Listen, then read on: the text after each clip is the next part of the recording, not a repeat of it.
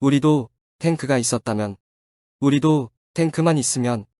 6.25 전쟁 당시 전투 내용을 세세하게 기록하던 한 참전용사의 수첩 마지막에 적혀있던 내용입니다.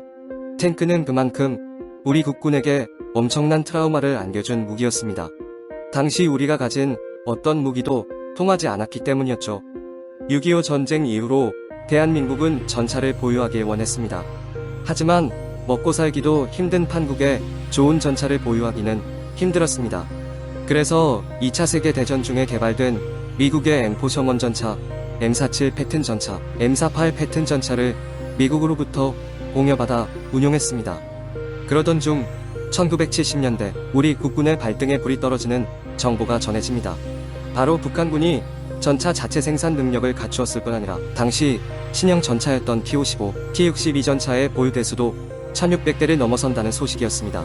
안 그래도 전차 트라우마에 시달리고 있던 국군에게는 청천벽력과 같은 소식이었습니다. 이 소식에 충격을 받은 대한민국도 신형 전차를 개발하기로 합니다. 하지만 소총도 제대로 만들어 본 적 없던 나라에서 전차라니 얼토당토하지 않은 일이었습니다. 그래서 당시 정부는 미국의 M60 전차의 라이센스 생산을 요청하게 됩니다. 하지만 북한의 위협이 많지 않다. 한국은 그럴 만한 기술력이 없다. 그리고 북한의 전차는 당시 국군에서 보유한 전차로 대응 가능하다 등의 이유로 거절합니다. 그래서 한국은 다른 쪽으로 눈을 돌리는데 바로 전통의 전차 강국 독일이었습니다. 당시 독일은 2세대 전차인 레오파드 1을 생산하고 있었으나 판매 실적이 저조한 상태였습니다. 그런 그들에게 한국이 전차를 사겠다고 하니 쌍수를 들고 환영할 만한 일이었습니다. 협상 조건도 좋았습니다.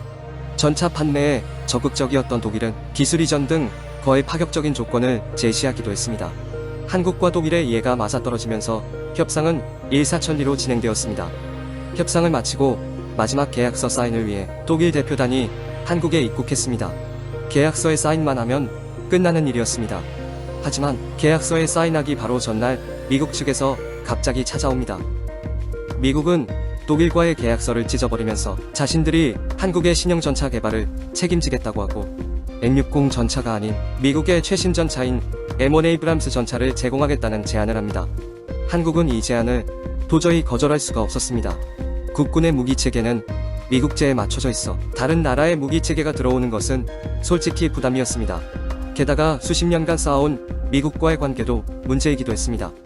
미국으로서도 한국이 갑자기 다른 나라의 전차를 산다고 하니 큰 문제였습니다. 한국은 어쨌든 미국 무기 시장의 큰손이었는데 다른 나라의 무기, 그 중에서도 큰 비중을 차지하는 전차를 다른 나라 것을 사용하는 것은 미국으로서도 굉장한 타격이었기 때문입니다. 그래서 부랴부랴 한국에 파격적인 제안을 한 것이었습니다. 마지막 계약을 위해 입국한 독일 대표단만 낙동강 오리알 신세로 아무 소득 없이 돌아가고 한국과 미국은 신형 전차 개발을 시작합니다. 미국의 M1 에이브람스 전차의 설계를 바탕으로 한국의 지형과 요구사항에 맞게 개발이 시작되었습니다. 그렇게 해서 개발된 것이 K1 전차, 일명 88 전차입니다. 1984년에 개발 완료되었으며 한국군에 배치되어 한국군의 주력 전차로 활약하고 있고 현재도 지속적인 개량이 진행되고 있습니다. 만약 미국이 최초의 M60 전차 라이센스 생산에 동의해줬거나 독일의 레오파드 1 전차를 구매를 했다면 현재의 전차 강국 대한민국은 없었을 것입니다. M60 전차를 라이센스 생산했다면 현재도 미국제 전차를 주력으로 사용하고 있을 가능성이 높고 독일제 레오파드 1 전차를 구매했다면 현재도 최신 전차가 아닌 3세대나 3.5세대 전차를 구매하고 있었을지도 모릅니다. 한국이 의도한 것은 아니었지만 결과적으로 전차를 독자 개발할 수 있는 바탕이 되었으며 더 나아가 현재의 K2 흑표 전차의 잭팟의 계기가 되었습니다.